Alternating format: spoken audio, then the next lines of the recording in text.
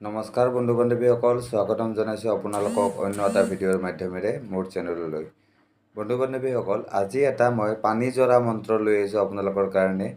এই পানী জৰা মন্ত্ৰটোৰে আপোনালোকে কি কৰিব পাৰিব, যদি আপোনালোকে গ্ৰহ দোষত ভুগি আছে, ঠিক আছে, এই সমস্ত গ্ৰহৰ দোষ আপোনালোকে নাশ কৰিব পাৰিব। মই যিটো মন্ত্ৰ আপোনালোকক ক'ম, সেই মন্ত্ৰটো 3 বাৰ পঢ়ি পানীখিনি জাৰি তাতে 3 বাৰ পঢ়ি তাতে ফু দিব লাগিব, ঠিক আছে।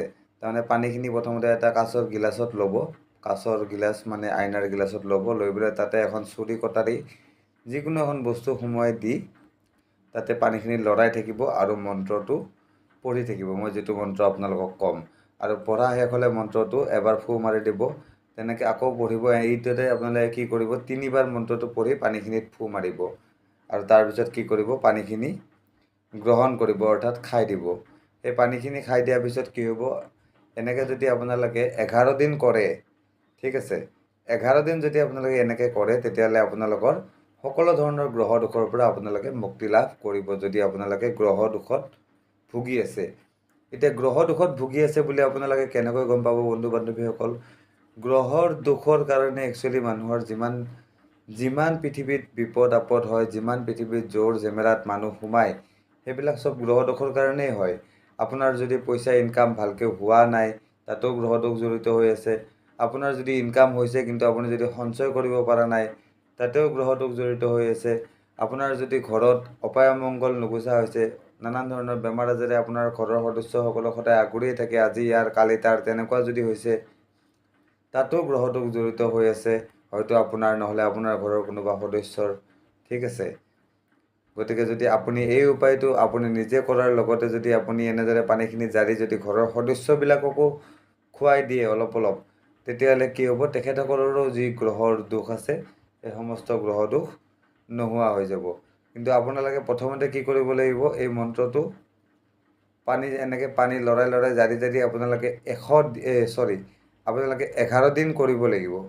আৰু প্ৰত্যেক দিনে পানী জৰা শেষ হোৱাৰ পিছত এই জাৰা পানীখিনি নিজে গ্ৰহণ কৰিব নালাগে, কাৰণ 11 দিন নোহোৱালৈকে পানীখিনি নিজে গ্ৰহণ নকৰিব বা অন্য কাকো নিদিব।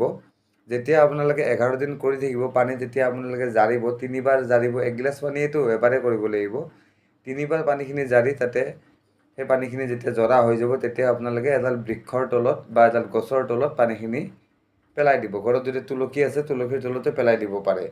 এইদৰে আপোনালোকে 11 দিন কৰিব, 11 দিন পানী জাৰিব আৰু তুলসীৰ তলত হওক বা অন্য কোনো গছৰ তলত হওক পেলাই দিব। কিন্তু যিডাল গছ আপোনালোকে বাছনি কৰি লৈ পেলাবলৈ, সেই এডাল গছৰ তলতে 11 দিন ধৰি পেলাব লাগিব। আৰু যোনদিনাখন আপোনালোকৰ 11 দিনৰ এই কাৰ্যটো সমাপ্ত হৈ যাব, 11 দিন যেতিয়া আপোনালোকে পানী পেলোৱা কাম শেষ হৈ যাব গছৰ তলত, তাৰপিছত আপোনালোকে কি কৰিব পাৰে, নিজৰ কাৰণে পানী জাৰি আপোনালোকে সেই পানী সেৱন কৰিব পাৰে, বা আপোনালোকৰ ফেমিলিৰ সকলো সদস্যকে তাৰ পৰা অলপ অলপ 2 চামুচ 2 চামুচ 3 চামুচ 3 চামুচ দিব পাৰে, ঠিক আছে।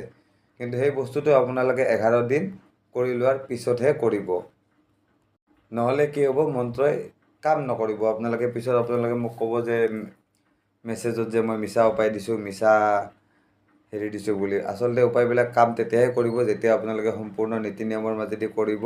আৰু আপোনালোকৰ যদি ভগৱানৰ ওপৰত বিশ্বাস আছে, যদি ভগৱানৰ সত্তাৰ ওপৰত আপোনালোকে বিশ্বাস কৰে, তেতিয়াহে এইবিলাক শক্তিয়ে, এইবিলাক বস্তুৱে আপোনালোকৰ কাম কৰে, নহ'লে এইবিলাকৰ কোনো প্ৰাধান্য নাই বা কোনো অৰ্থ নাই, ঠিক আছে।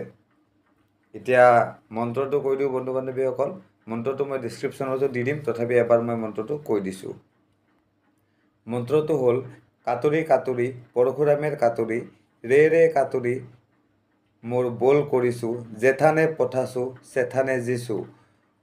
ওম ভূত কাটিমো, ওম প্ৰেত কাটিমো, ওম বামৰা কাটিমো, ওম দাড়িমৰা কাটিমো, ওম ৰাম লিংগেৰ কাটিমো, ওম ব্যাধি অস্থি কাটিমো, ওম বহু দুষ্টি কাটিছোঁ, ওম পোৰা জ্বালা কাটিছোঁ, ওম হুক মদ ৰাঙা কাটিছোঁ, কাট কাট বলি সীতা শ্ৰীৰাম কোটি কোটি বান।